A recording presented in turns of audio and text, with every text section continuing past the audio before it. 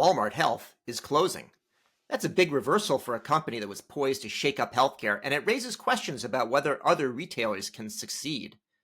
So, why is Walmart Health shutting down? And why now?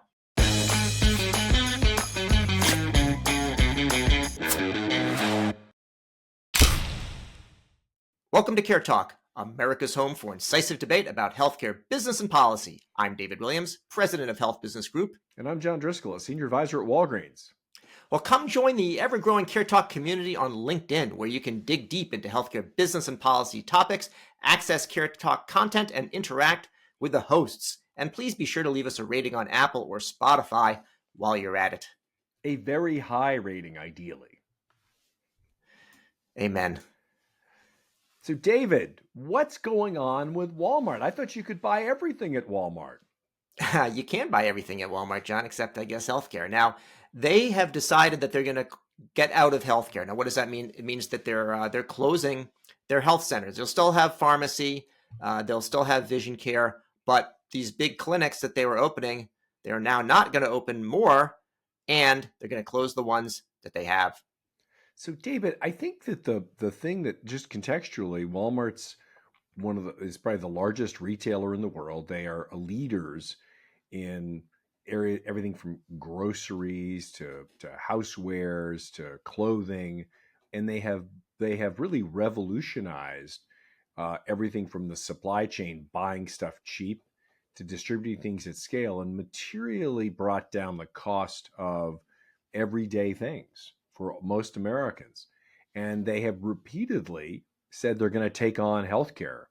20% of the American economy, a very high cost area where people are penny pinched and dollar oppressed, where the patients consistently are having a harder and harder time paying for things. And Walmart really does live its missionary, as almost a messianic missionary belief in its founders' belief that its mission was to just deliver a better deal for the working class American consumer.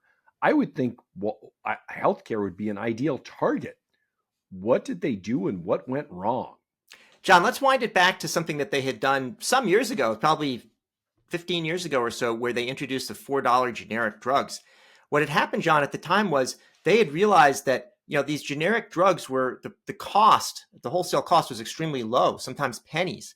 And yet people were being charged a copay, $50, $100, some high amounts. And they said, let's actually go and just acquire these drugs cheaply and just sell them retail for $4. So there's a lot of products you could acquire for $4 a month. Now, they didn't do that through the healthcare system, John. They went around healthcare. They went around health insurance. And I think that is actually what you're seeing here as a reason for their lack of success. They're not able to get outside the third-party reimbursement when they get into healthcare services, unlike with some of the products.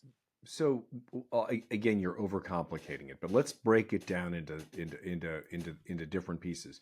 They are staying in the pharmacy and I believe the optical, correct, the care business. So you can get vision and you can get your drugs there.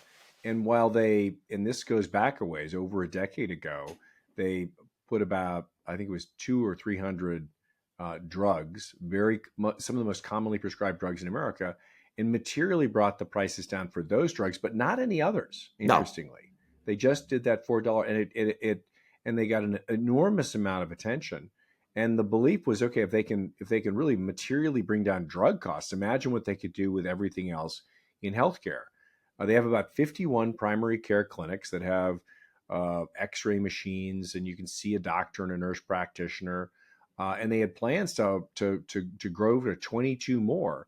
And the theory was that they would actually, and David, I know that you may have been involved with some of this, working with them, that they believed they could and had great confidence that they could materially bring down the cost of seeing a doctor or a nurse practitioner and getting your problem solved, even on a unit price basis. So basically, to materially bring down the cost of primary care. And there's a primary care crisis, particularly in a lot of the crisis, meaning there aren't enough doctors in some of these rural areas where Walmart's the last dominant player, that they believe they could, materially bend the cost curve. Does this kind of suggest that the cost curve bent them?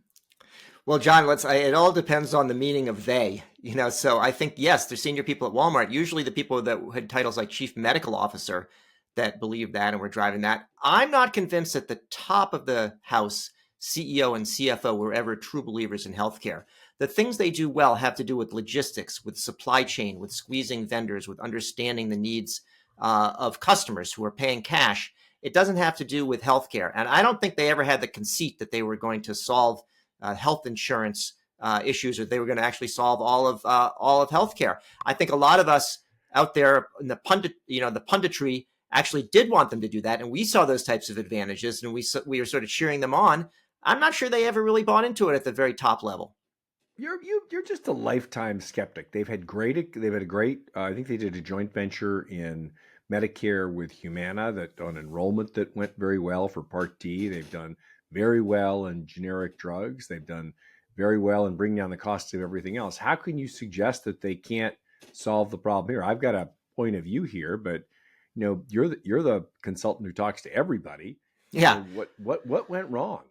Well, the Medicare is marketing, which they're good at, and the drugs are products that they went outside the traditional health insurance industry. The problem here with primary care is that the business model for primary care in this country is that it's a loss leader for hospitals who are doing expensive and sometimes unnecessary things to patients, but you've got your loss leader. So if you're only competing with a loss leader side, you're going to lose money. And guess one of the reasons it's hard to offer care in rural areas, there's just not a lot of supply.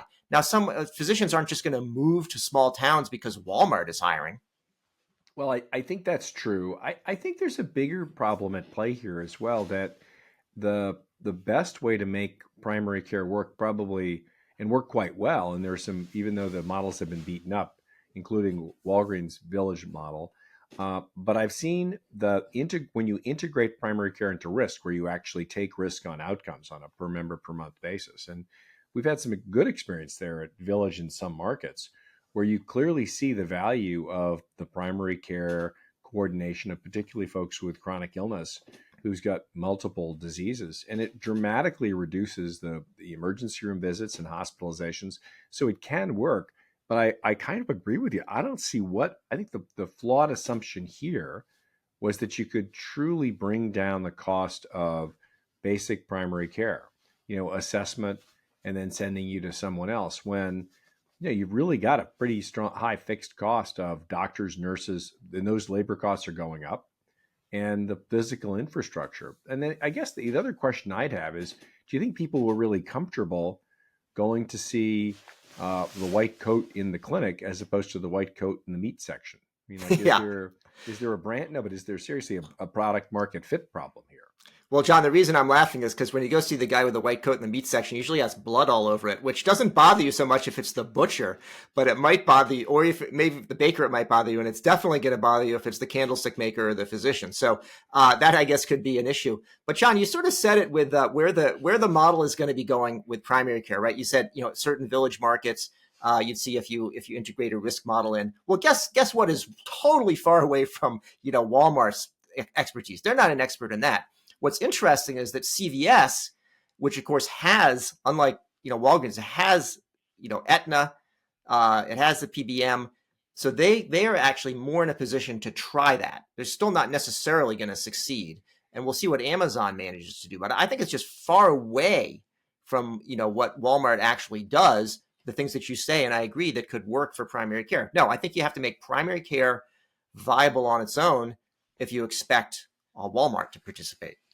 Yeah, and again, primary care does lose money for most hospitals, and they make money on all the referrals. And most integrated medical groups, again, tilt more towards specialists where the money is, and away from primary care where it's not. And so when you think about this, Walmart has been pretty successful at almost everything it's done. There are some markets where it's had some challenges, but where they choose to really commit, they figure out a way to win. And I can't tell you, having negotiated and partnered with Walmart in different jobs at Medco and at Castlight, both as a partner and as a negotiating partner on the other side of the table, they are completely consistent in terms of, a better deal for the American consumer. They are the most consistent culture company that I've met, and they're amazingly large. I mean, they've got 1 million employees in the U.S., and that consistency has, I think, helped them to really drive consistent innovation in everything from, again, supply chain to store layout and delivery. But I think that it's only when they fully commit. And I think that while healthcare is always interesting, it's not necessarily gotten the level of resources and long-term commitment that would kind of give it the oxygen and runway, to mix two metaphors or two the wrong analogies, enough time and resources to actually create a novel model. Because we do have to reinvent healthcare in the U.S., David. We just, at some point, we're going to be a health insurance plan connected sometimes to a country, as opposed to a country that covers everybody in health insurance. It's getting a little crazy. And I think it's people like, Doug McMillon and the team at Walmart, that he's the CEO of Walmart, that I was kind of hoping that they would really reinvent it. It's frustrating to me that they have left it, I think, a little too soon. Well, John, let's talk about why they thought they might have been able to be successful, because I don't think it was just a conceit. They have some real advantages. I remember touring the model of these new big health clinics that they were having, and they're actually quite different from a clinic, let's say, at a CVS. And in fact, I remember getting a tour, and the person giving me the tour pointed out that the conference room that they had within the center was bigger than these big, health stops or whatever they were. CVS, the CVS was creating these these healthcare centers that they were very excited about. And so there's a much larger, real economies of scale. Some of those little clinics in a store, at a pharmacy are not really big enough. The idea here, you're going to be able to do more, and it would be a place that you'd be able to go, and you're going to Walmart anyway. So what they found, I think, is that the economies of scale weren't so great, because you get stopped up in the, these labor costs and certain ways of doing business because of the insurance and because of the way the hospital systems are structured and how they make money. And then I think what's also the thing that was curious to me is that soon after announcing that they were going to be building about 75 new clinics over the next several months, then they stopped immediately after that, shortly after that. I think that most likely has to do with reviewing the actual plans for building these and saying, hey, the construction costs are too high. We're never going to make money. Let's just cut it off now. And I do believe that you may be able to read their minds, but I don't think anyone else can. I think that I still go back to, when you're trying to reinvent an industry, you got to give it time, space, and resources. And I don't think it happened. I actually thought some of the early work they were doing around leveraging AI in assessment and using machines to replace some of the endless paperwork and questions you get in, that were very effective. They were showing a higher precision to get to the right diagnosis quickly than with a person. They were looking at different labor models. I think I was really excited about how they were exploring, not just to repeat what other folks are doing, but explore new modes. It's for me a tragedy. It'll be really interesting to see how CVS fares. CVS has obviously committed a tremendous amount of capital to their Oak Street clinics. They're talking about integrating it in with retail, and they've suffered a little bit in the marketplace for some misses in the anticipated medical costs being the actual medical costs being a lot greater than those that are anticipated. It'll be interesting to see when they're challenged with a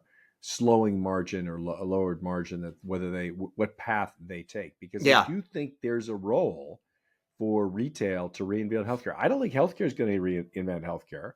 And then you've got to watch, the elephant of Amazon. So, David, what's your view of what Amazon's up to? God only knows, John. You asked me to be a mind reader before. I think the telltale sign for CVS, if they start to fail in healthcare, is if they start selling cigarettes again. That'll be a good indicator that they're backing off from healthcare. For Amazon, Amazon had its own internal attempt to do virtual care, which they backed away from. But then they acquired One Medical. So they are, I think, have quite a ways to go, and they are really integrated into people's lives beyond what a typical retailer is. And they have an opportunity to experiment, and they are innovators. I mean, they definitely try to do new and different things. So I think Amazon is actually likely to continue to charge down the path in healthcare. And they got a lot of different places that you don't even necessarily see, like selling medical supplies to physician offices. There's a lot of different places that they actually can get involved.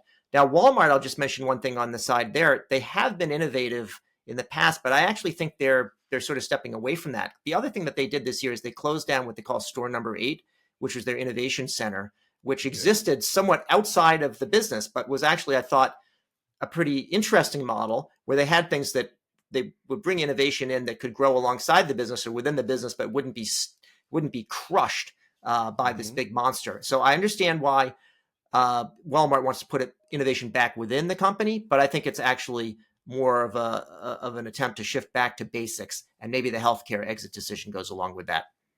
Well, but we got to go back to Amazon for a second. I'm a skeptic. I think Amazon's got a trust problem that people don't realize. And actually, if you look at the volumes on virtual care, they're actually kind of growing a little bit. So I don't think they're going to be a trusted player in healthcare. I suspect that when you look at healthcare versus AI and cloud computing and all those other things that you and cyber, all that you know a lot more about than I do, that's going to be a lot more attractive. I think that this is going to be a little bit like their head fake into grocery with, with their move that everyone thought was going to transform grocery when they bought Whole Foods. And all it did was transform the bank accounts of the Whole Foods investors. I'm willing to be wrong, but not if I'm talking to you. Yeah, no, I think that's fair, John. Let's get back to that comparison of the, say, pharmacy-based retailers versus Amazon. So I would say that from a trust standpoint, what the retailers like Walgreens and CVS have in common is that they do have that trusted pharmacist that's there. Now, the pharmacists are under pressure, so they may not always be able to give the experience that the patient might want, but the trust is there. Whereas Amazon, who trusts Amazon? No, I don't even trust them to get the the package to my door. I mean, you certainly don't trust their motive. I guess if Tesla starts getting into virtual care, then they may have less trust than Amazon, but that would be about it. Well, David, I think that's all we got on retail and healthcare. If we're ending up with Tesla, we've overshot the mark. All right, John. Well, I'll take your cue for it, although I think some of the cameras on the Tesla could be used for virtual care. That's it for yet another episode of CareTalk. We've been talking today about Walmart. I think that's what we've been talking about, their exit from healthcare and a few other things along the way. I'm David Williams, president of Health Business Group. And I'm John Driscoll, senior advisor at Walgreens. Thank you for listening. And if you liked what you heard, please subscribe on your favorite service and leave us a review.